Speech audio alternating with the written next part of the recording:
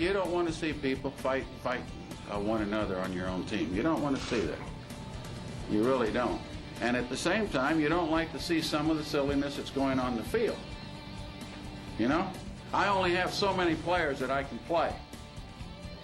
You know? And it's about time some of them start playing like major leaguers. Or get somebody else in here that can catch a damn ball or run the bases properly.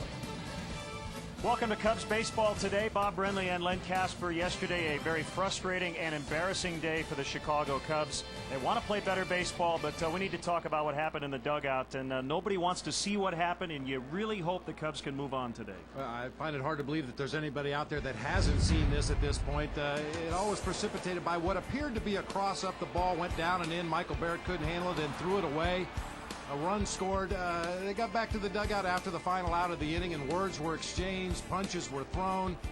Obviously, as you said, a very embarrassing situation. The frustration you can understand. The Cubs aren't playing well. These are very competitive, highly tuned athletes. The frustration you understand. The embarrassment of having it happen in the dugout was what you really don't like. Unfortunately, it continued in the clubhouse as well. And let's hear from the combatants today. And these guys say they're teammates and they will get over it. Let's hear from Carlos Zambrano. It's all my fault. It's all my fault, is all I can say, and you know, I feel bad for that. I love all of my teammates, and I love Carlos Zambrano. I love him. You know, we had our differences yesterday. Today we don't have our differences. What happened yesterday has nothing to do with beating the Braves today. Carlos and I both want to win as bad as anybody on the team. And it's unfortunate what happened, but it's behind us now. He's a man, I'm a man, and you know, that's not the way that I'm supposed to talk to a man. And if I didn't talk to him like that, he didn't charge me. You know, we both didn't go into a fight. You know, Lynn, as ugly and as embarrassing as the situation was, the reality is in that clubhouse, things are forgotten very quickly. These guys are teammates. As I said, they're very good competitors, but they'll move through it. Both players were fined. No suspensions were handed out. Lefties today, Chuck James and Rich Hill will have the lineups and all the action coming up.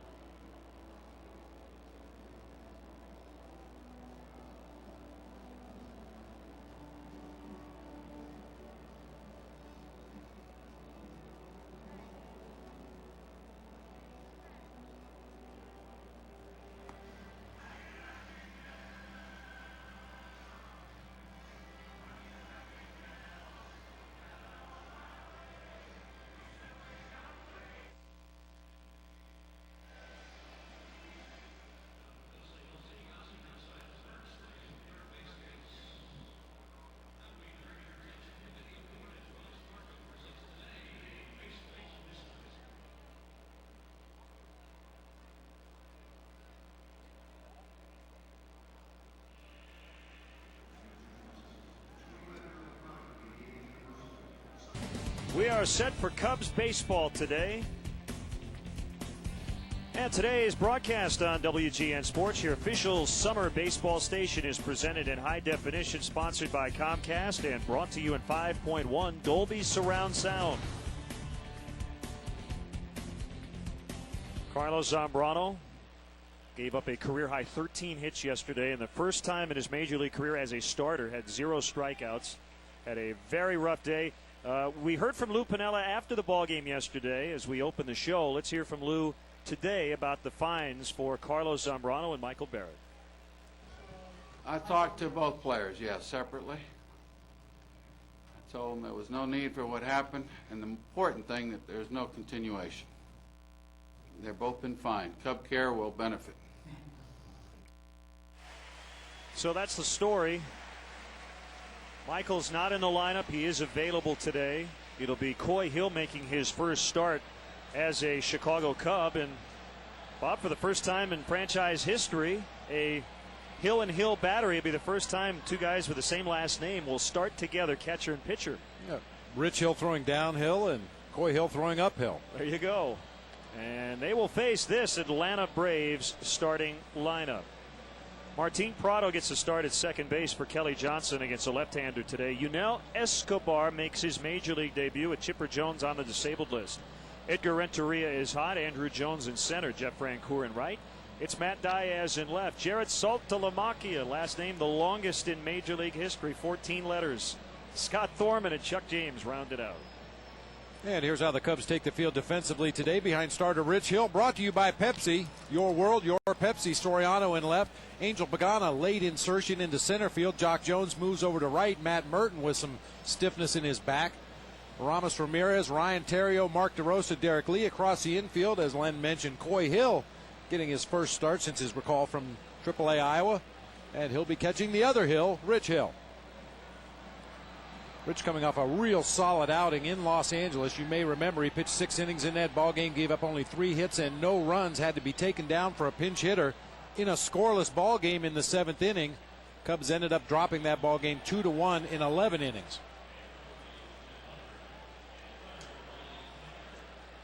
So he's ready to work. A nice afternoon for baseball. The wind is blowing out.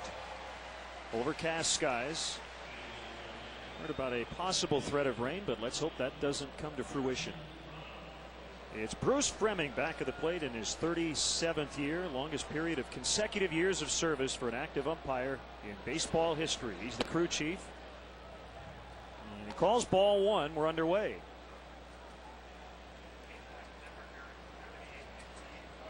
The Braves pounded out 20 hits, a season high for them yesterday in their 8-5 victory. No home runs for Bobby Cox's club. The Cubs hit 3, but came up short. Fouled away by Prado.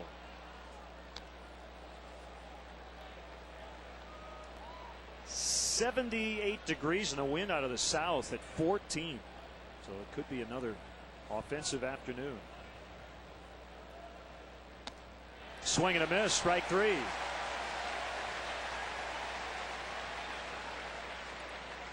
Good start for Rich Hill.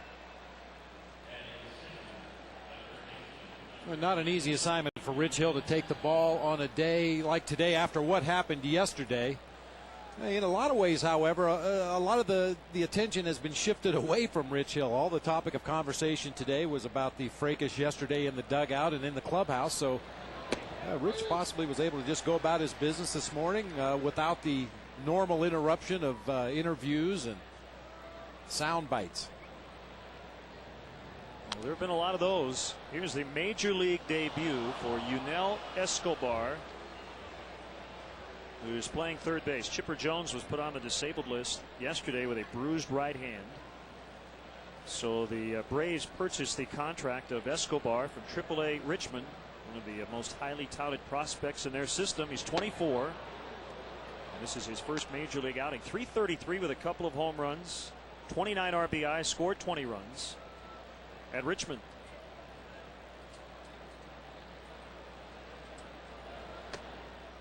Up and away. Well, you know, Len, that's been Bobby Cox's history as a manager as well. When they call guys up from their system to fill a spot on the major league roster, they don't sit around very long. He throws them right into the fire, gives them an opportunity to go out there and show what they can do and immediately ingrain themselves with their teammates. Escobar was born in Havana, Cuba, and lives in Miami, Florida. Second-round pick in 05. It's like a nice catch by a fan in the front row in the upper deck.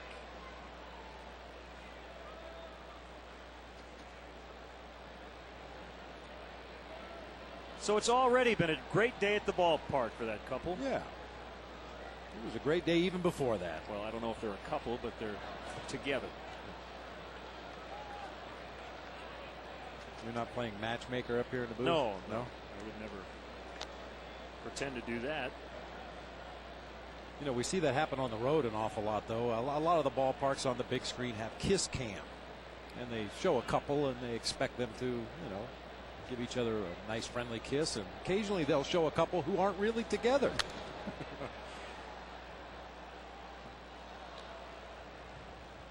And then usually the last shot is of two visiting players. Yeah, sitting next to each other in the dugout.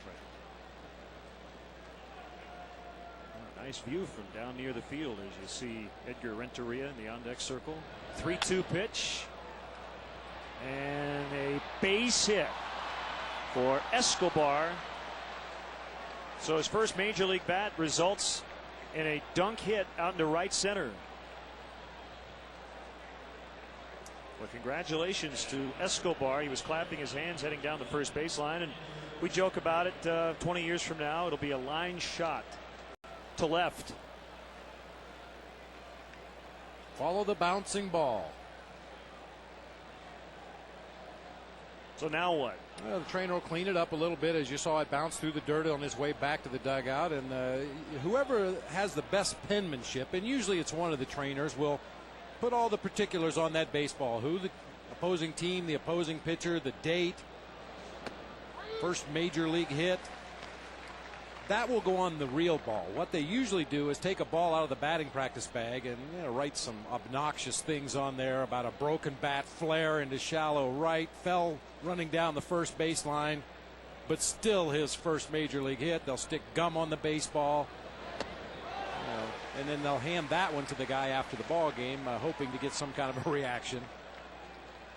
But they'll save the real one for the trophy case. Well, my guess is, even though most guys, if not all of them, know that that's going to happen, when you get that ball, you still wonder. Oh, yeah. You still wonder. You guys are pulling a prank on me, right? Well, we saw Rich Hill's hesitation move from the stretch, and in his last start against the Dodgers, first guy got on, Rafael Furcal, and he promptly picked him off. But now there is a scouting report on that move. There's that hesitation. The 0-2 pitch to Renteria. Bouncer sending Ramirez to his left. They get it out at second and at first. 5-4-3, they turn it.